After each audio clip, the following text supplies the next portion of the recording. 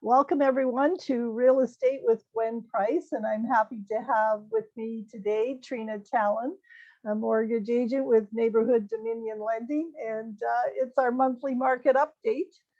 Unfortunately, Lana couldn't make it today, but we're going to do what we do and talk about the market and what's been going on since last month. And looking at the stats, the average sale price did go up. Like, it's been kind of flat, but it's gone up a bit in October, and it was just still under 395, and that's for a single family home in the city of Greater Sudbury. That's not including, the outlying areas and that, but within the city of Greater Sudbury. So it's up about 19% from last year.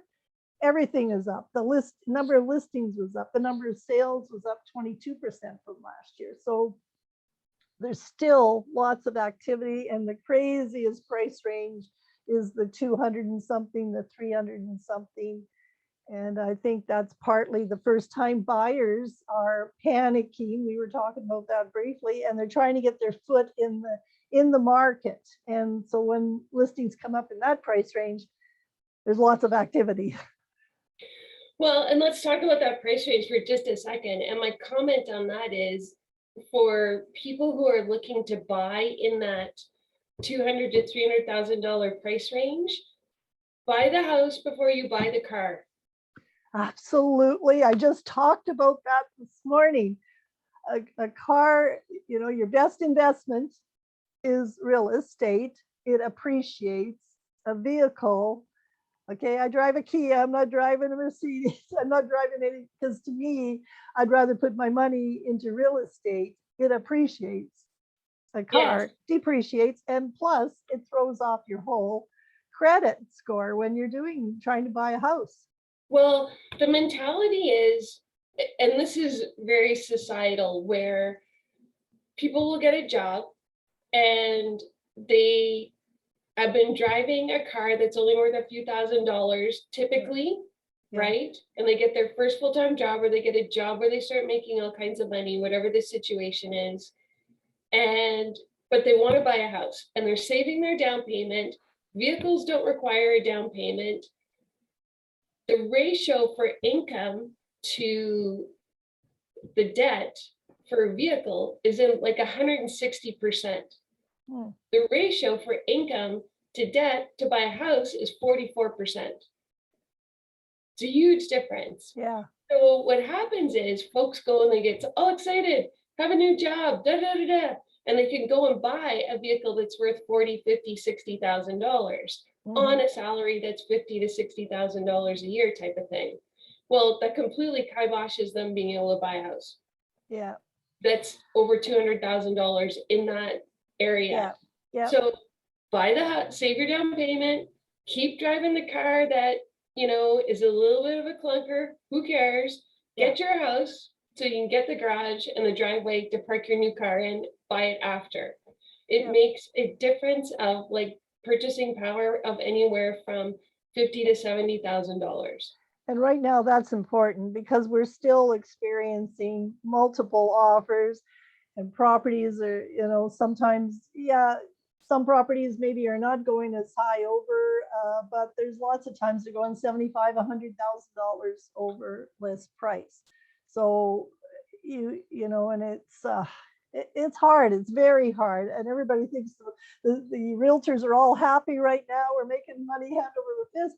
But dealing with the buyers, it's very difficult. You're writing offer after offer, trying to get them a house, and they're competing, especially in that price range. They're competing against, 10, 15 offers. And it's very, very hard. And they feel totally beaten up, And it's frustrating as a realtor, because I very much believe in home ownership, and because of, over time, it's a good investment.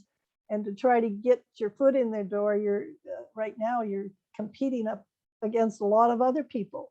Like, are the rates part of that problem too? People are worried about the rates going up, and that they better get in now. Is that part of the frenzy?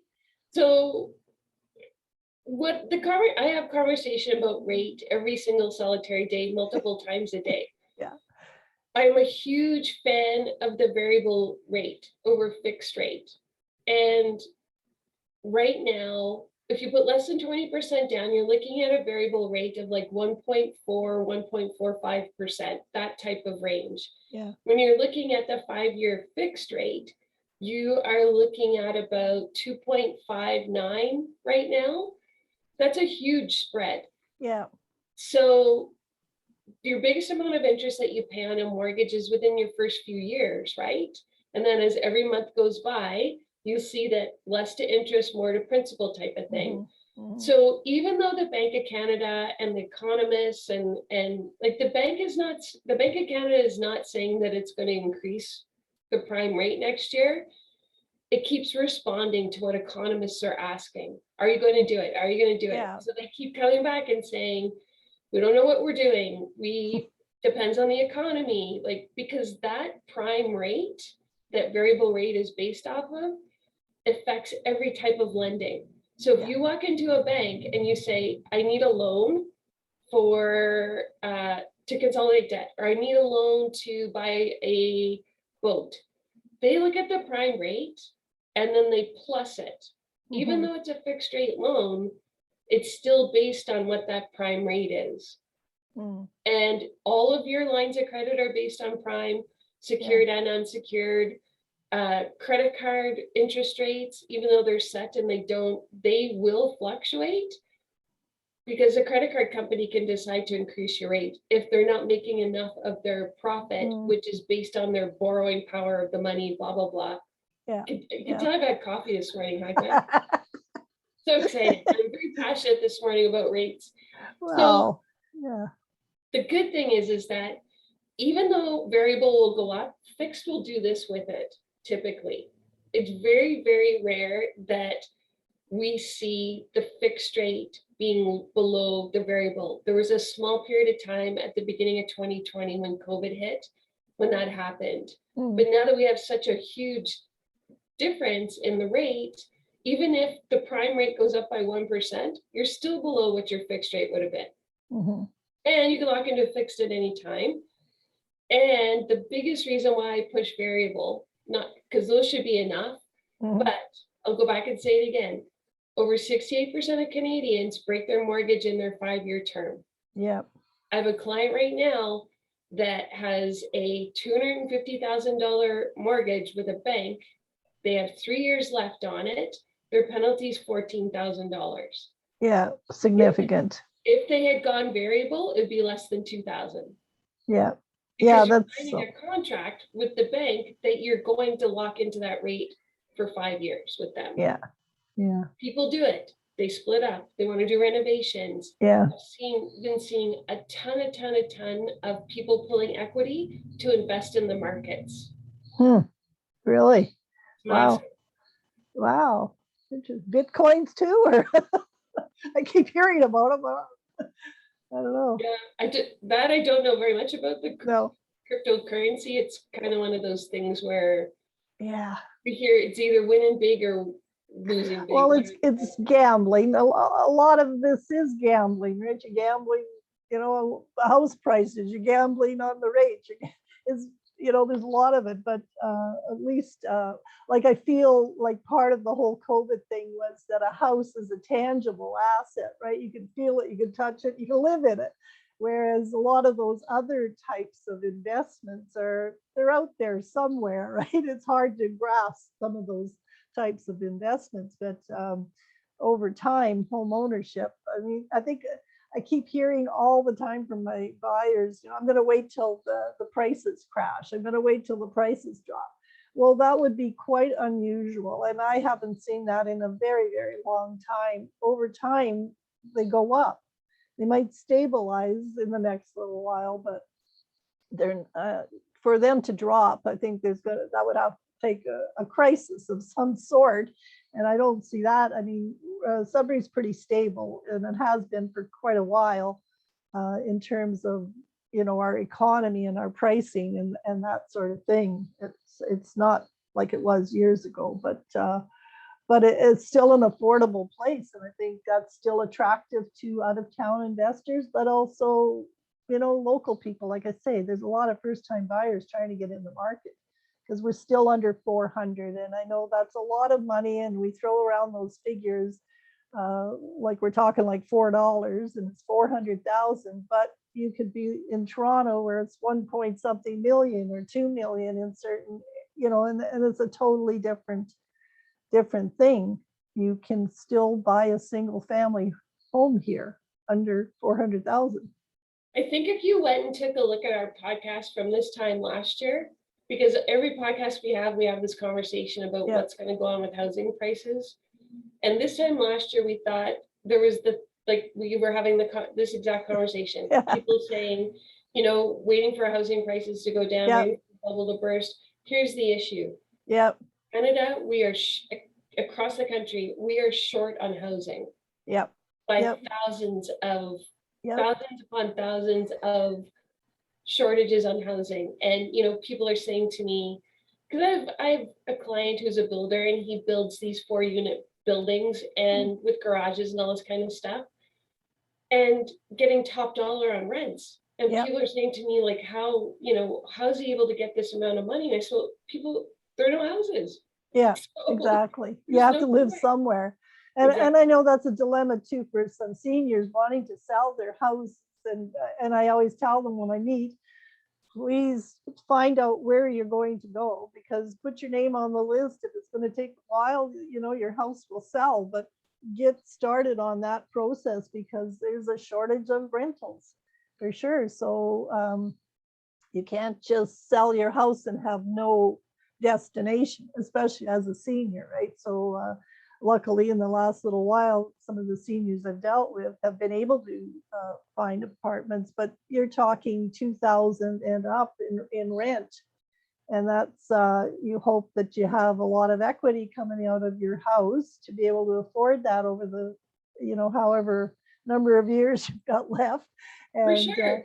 People are living longer, healthier lives. And so that equity is important. And that's also partly why it's attractive right now for sellers to try to get their houses on the market. But if you are not going to be renting, if you're going to try to buy something else, you're in the same pool of people trying to buy a house that don't have a house to sell. So it's a difficult thing. There's lots of people would probably be interested in selling, but what are they buying? It's all relative. But yeah, it's interesting times, and we're writing lots of offers, and sometimes they're not good. And it's so disappointing and disheartening for the buyers when they can't get the house that they thought was going to be their dream house because they're competing against 12 other people. But I think there is some fear about those interest rates, but I feel like that's not all of a sudden going to go from 1 point or 2.5 up to 6% overnight or something crazy like that. It feels like there's been that cry wolf sort of thing about rates for quite a while, and a lot of people feel like, well, that's never going to change. It's Well, it seems that we're panic driven by the media, right? And so when I think about it, back when I bought my house in November 2018,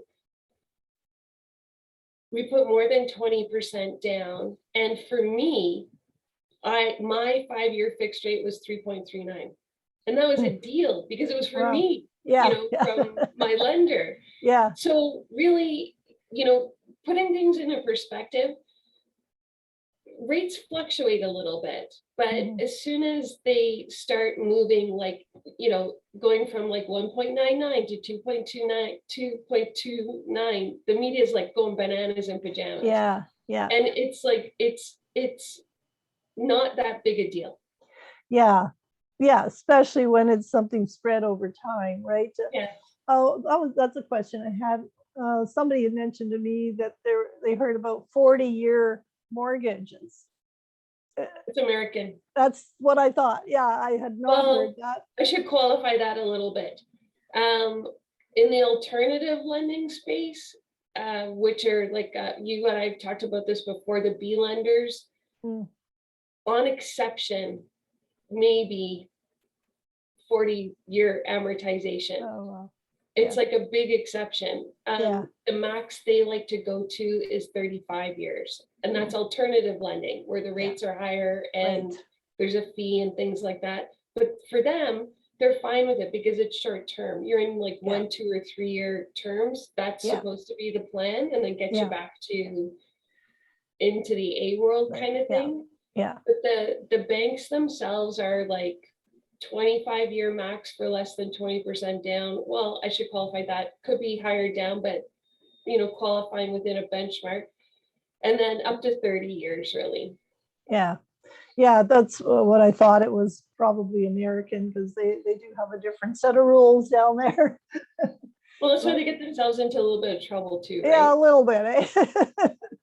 Well, and yeah, we're always trying to be protected by our government, I guess, to stop us from some of that craziness. But well, and that goes back to the conversation about buying a vehicle instead of a house, right? That's not it's not a well-regulated space. yeah. So, this problem that everyone's running around saying first-time home buyers are having a hard time affording houses. Well, part of the problem is that they go and they buy the car and they buy the snowmobile and everything is financed. Yes. Yeah. So if that tightened up, I think that would actually assist us in first-time home buyers being able to afford homes. Yeah. Yeah. Get the home. Maybe it's got a garage that you can put that car in. In the driveway. Yeah. You know what I mean? Yeah. Because that's exactly right. After you're a homeowner, the door opens up for other types of lending, right? And but get the house first, do all the other stuff afterwards. Yeah. So exactly. Yeah. Well, thank you so much, Trina. And I know you've got to run, and it's a crazy busy day for me too. So thank you again. And thank you, Gwen. We'll talk to you again in a month and see what kind of other craziness will have happened by then. But it should start to quiet a little closer, and we'll see what happens at the beginning of December and that. But anyway. Hopefully we'll have time to have our Christmas trees up by then. Oh, mine's up already. I didn't have a part in it, but they wanted to get it up, so go for it. That's perfect. Anyway, take care. All right. Thanks take care, Gwen. Thanks a lot. Bye.